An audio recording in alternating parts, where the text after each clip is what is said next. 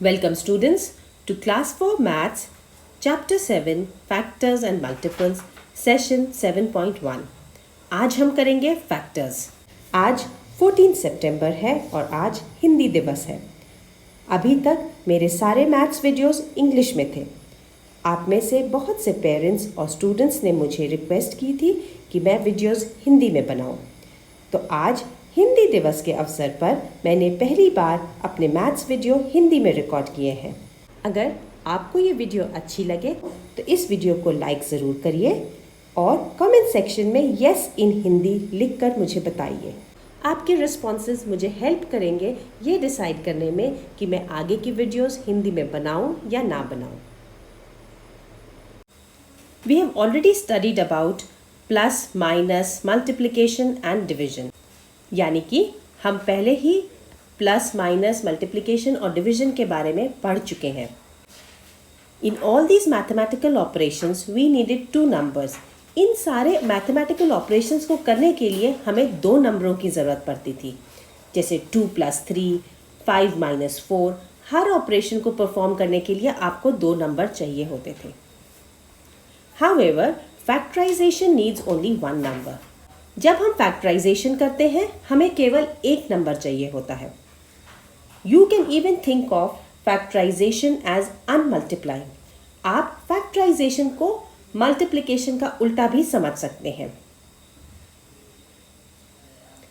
Multiplication में अगर हमारे पास 2 और 5 हैं तो हम 2 × 5 करेंगे एंड हमें 10 मिलेगा।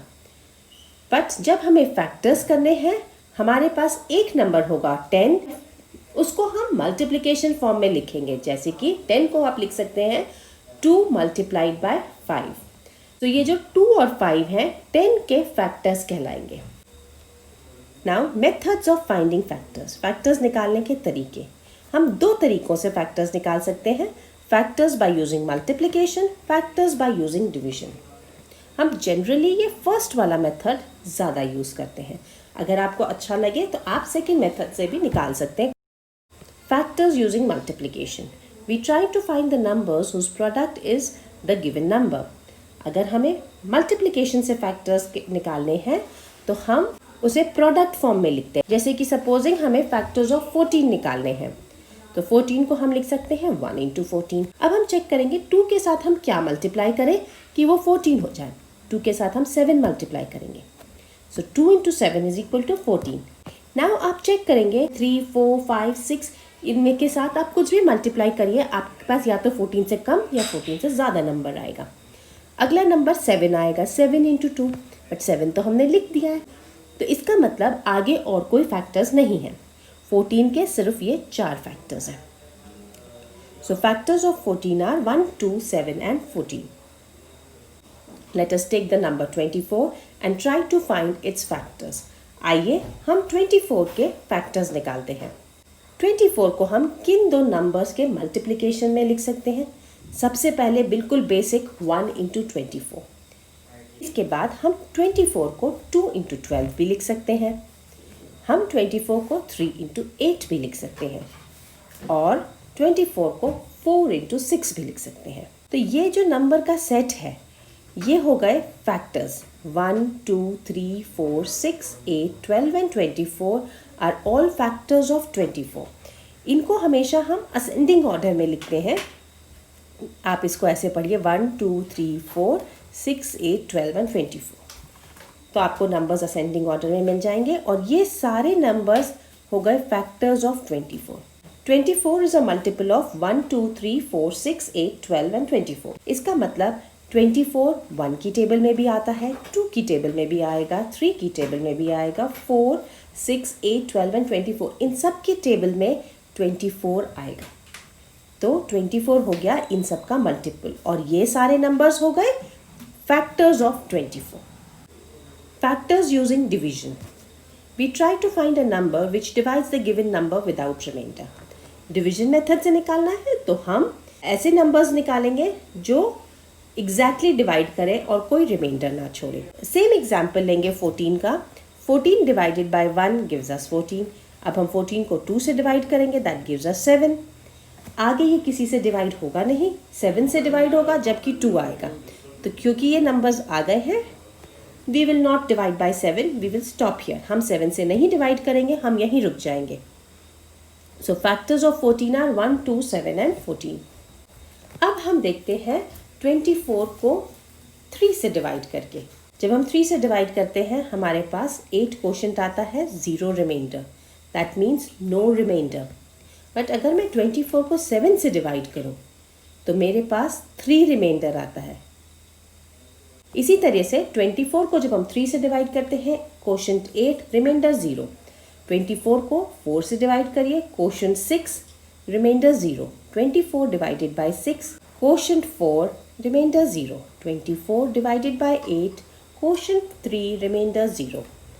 आपने देखा इन सारे केसेस में रिमाइंडर 0, नो रिमाइंडर। एक इंपॉर्टेंट फैक्ट आता है, a factor is an exact divisor of the number. इसका मतलब जो फैक्टर्स होते हैं, जब आप इनको एज डिवाइजर उस नंबर से डिवाइड करते हैं तो रिमाइंडर 0 आता है। जो प्रॉपर्टीज़ हैं और जो ये फैक्ट अभी निकल के आया है, ये आपको समझना बहुत ज़रूरी है। ये ट्रू फॉल्स फॉर्म में या 1 मार्क क्वेश्चन की तरह से घुमा फिरा के पूछे जा सकते हैं। आइए देखते हैं properties of factors. 1 is a factor of every number because 1 divides every number exactly. 1 is the smallest factor of any number. इस प्रॉपर्टी का मतलब हर नंबर का एक कॉमन फैक्टर होता है 1। जैसे 5 के फैक्टर्स हो गए 1 इंटू 5, तो 1 हो गया 5 का फैक्टर। ऐसे ही 47 के फैक्टर्स हुए 1 इंटू 47, तो 1 47 का भी फैक्टर है। तो 1 हर नंबर का फैक्टर होता है और हर नंबर का सबसे छोटा फैक्टर होता है। जैसे कि 139 इज इक्वल टू 1 इंटू 139, तो इसका भी फैक्टर 1 है और इसका सबसे छोटा फैक्टर 1 है। आइए देखते हैं अगली property. A number is a factor of itself because every non-zero number divides itself exactly. The number is the greatest factor of itself. तो अभी तक हमने देखा 1 हो गया सबसे छोटा फैक्टर, अब सबसे बड़ा फैक्टर वो नंबर खुद हुआ। फिर से हम एग्जाम्पल देखते हैं। 5 इज इक्वल टू 1 इंटू 5। 1 सब में कॉमन है और छोटा फैक्टर है, और 5 का सबसे बड़ा फैक्टर है। Similarly 47 is equal to 1 into 47, तो 47 इसका सबसे बड़ा फैक्टर है। जो नंबर खुद होता है अपने आप का सबसे बड़ा फैक्टर होता है। One more example, 139 is equal to 1 into 139। तो पहली प्रॉपर्टी क्या थी, सबसे छोटा फैक्टर 1 होता है, एंड दूसरी प्रॉपर्टी सबसे बड़ा फैक्टर वो नंबर खुद होता है। Next property, every non zero number is a factor of 0। Her non zero number 0 का फैक्टर होता है। 0 को हम लिख सकते हैं 0 is equal to 0 into 5, 0 is equal to 0 into 47, and 0 can also be written as 0 into 139। इस तरह से आप कोई भी नंबर ले सकते हैं। तो हर नॉन जीरो नंबर 0 का फैक्टर होगा। अगली property, a factor of a number is less than और इक्वल टू द नंबर। किसी भी नंबर का फैक्टर या तो उस नंबर के बराबर होगा या उससे छोटा होगा। Again let us look at an example. Factor of 18। अगर हम 18 के फैक्टर्स निकालें तो हम 18 को लिख सकते हैं 1 इंटू 18, 2 इंटू 9, 3 इंटू 6। अब हम इसके बाद रुक जाएंगे।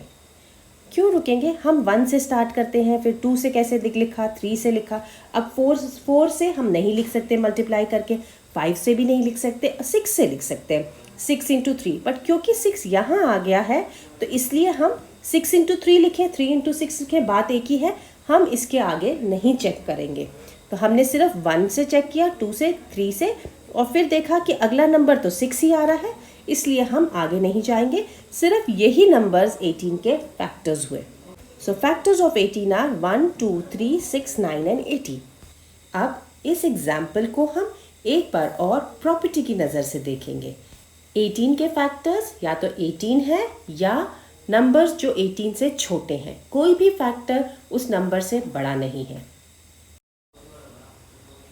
Next property, every number other than 1 has at least 2 factors. 1 को छोड़ के बाकी सारे नंबर्स के मिनिमम 2 फैक्टर होंगे। कौन कौन से, एक वो नंबर खुद और दूसरा 1। आइए देखते हैं। 2 is equal to 1 into 2, 3 is equal to 1 into 3, 7 is equal to 1 into 7.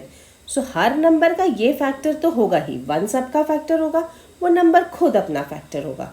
But 1 के केस में क्या होगा, 1 is equal to 1 into 1, तो उसका 1 का एक ही फैक्टर होता है. बाकी सबके मिनिमम 2 होते हैं, 2 से ज़्यादा भी हो सकते हैं. आइए कुछ सम्स करते हैं. Example 1, is 13 a factor of 169. अब ये चेक करने के लिए हमें 169 को 13 से डिवाइड करना पड़ेगा. अगर रिमाइंडर 0 आया तो ये फैक्टर है, नहीं आया तो फैक्टर नहीं है. When we divide, रिमाइंडर 0 आता है. Since 169 is exactly divisible by 13, therefore 13 is a factor of 169. मतलब जब हमने 169 को 13 से डिवाइड किया, हमारे पास 0 रिमाइंडर आया, मतलब ये पूरा डिवाइड हो गया, इसलिए 13 169 का फैक्टर है. Example 2, find all factors of 66. अब हमें 66 के फैक्टर्स निकालने हैं. तो हम पहले तो फर्स्ट हम लिखेंगे 66 इज इक्वल टू 1 इंटू 66.